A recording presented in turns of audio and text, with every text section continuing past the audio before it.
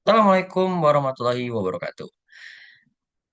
Perkenalkan, nama saya Muhammad Eksel Baskara dengan NIM 1692521.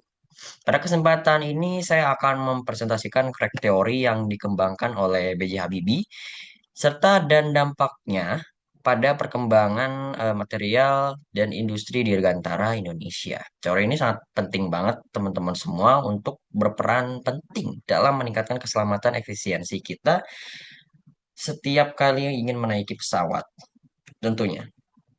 Oke.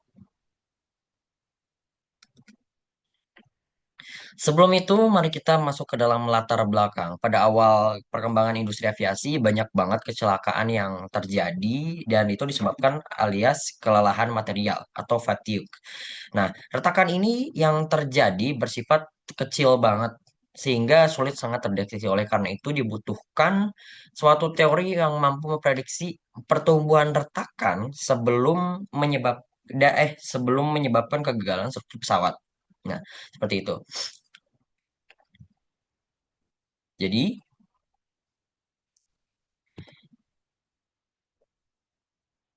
dalam rumusan masalahnya, yang menjadi dasar untuk mengetahui peran crack teori ini dalam dunia penerbangannya itu adalah apa sih itu crack teori itu? Apa dampaknya bagi industri pesawat? Apa kontribusinya bagi Indonesia? Dan gimana caranya kita menganalisis dampak pada industri dirgantara serta gimana cara kita mengkaji si konsep crack teori ini? Tentunya, sebelum kita masuk dan ke semuanya, apa itu crack teori?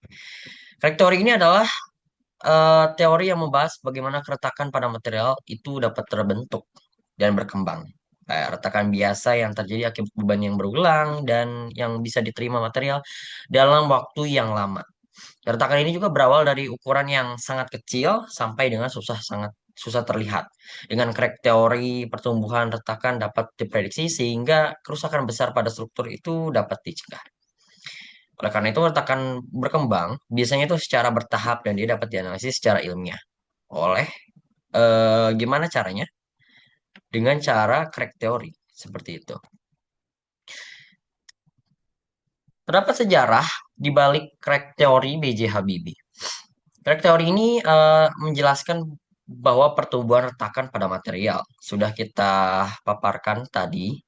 Nah, dikembangkan oleh B.J. Habibie saat beliau itu sedang bekerja di Jerman. Jadi ketika beliau itu bekerja di Jerman dan tinggal di Jerman, dia mengemukakan teori ini yang dimana ketika ia saat itu melihat pesawat Airbus A300B dan kemudian ia kemudian berusaha memaparkannya dan mengkajinya dan ternyata terbukti mampu mengurangi bobot struktur pesawat tanpa mengurangi tingkat keselamatan.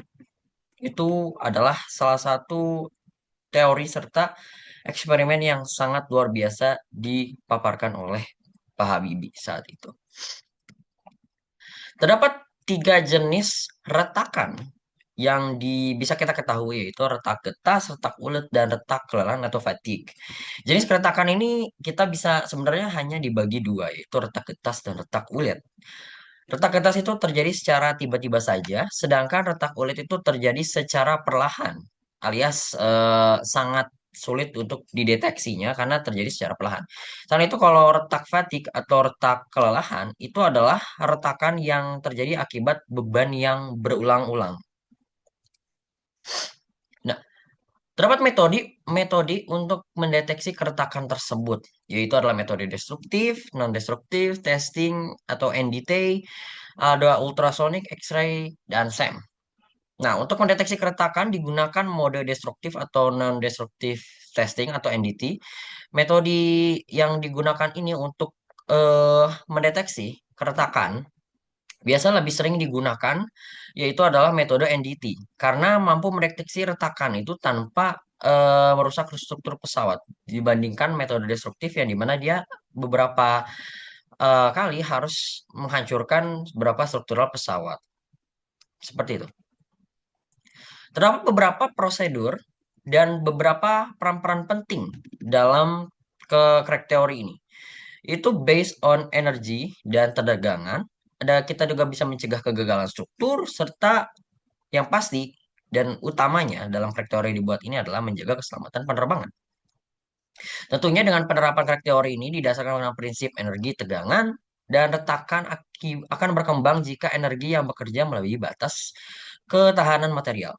Dengan memahami hal ini, kegagalan struktur bisa dapat dicegah dan keselamatan penerbangan juga bisa dapat ditingkatkan. Lalu, apa saja dampak pada industri aviasi?